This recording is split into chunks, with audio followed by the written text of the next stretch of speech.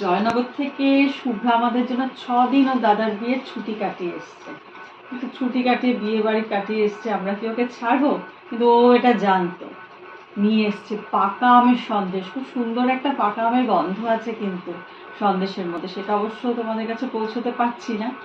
একদম রাধাকৃষ্ণ মিষ্টান্ন ভাণ্ডার থেকে জয়নগর থেকে যত্ন করে কন্টেনারে করে আমাদের জন্য নিয়ে এসছে পাকা আমের সন্দেশ। খুবই সুন্দর দেখতে, একটা একটা আম ফ্লেভারও আছে দেখতে, খুব সুন্দর পেস্তা দেওয়া আছে, আর একটা অফ হোয়াইট একটা একটা আমের, হালকা পাকা আমের দেখতে চেহারাটা খুবই সুন্দর। হ্যাঁ, সবার জন্য আমাদের এনেছে, সবাই মিলে খাবো।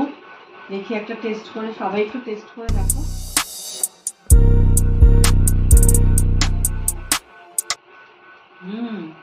আমের ফ্লেভারে ভরপুর, খুব সুন্দর। নিয়ে দেখো, দারুণ কিন্তু খেতে। It's delicious, not bad. খুবই ভালো, খুব ভালো, খুব ভালো মিষ্টিটা, খুব ফ্রেশ, সুন্দর।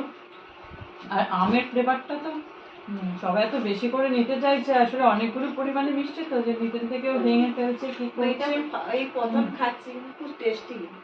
আমের ফ্লেভার দেওয়া, পাকা আমের মিষ্টি আমিও আগে খাইনি। আমের ফ্লেভার দেওয়া অনেক কিছুই খাই, আইসক্রিম খাই, এটা খাই, কিন্তু সন্দেশ এরকম।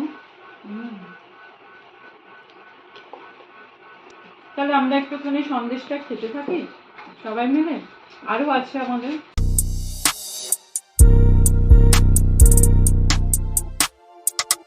তোমরা যারা দেখছো তারা একটু সাবস্ক্রাইব করো, একটু কমেন্ট করো, একটা লাইক দিও, আর ভালো লাগলে একটু শেয়ার করো।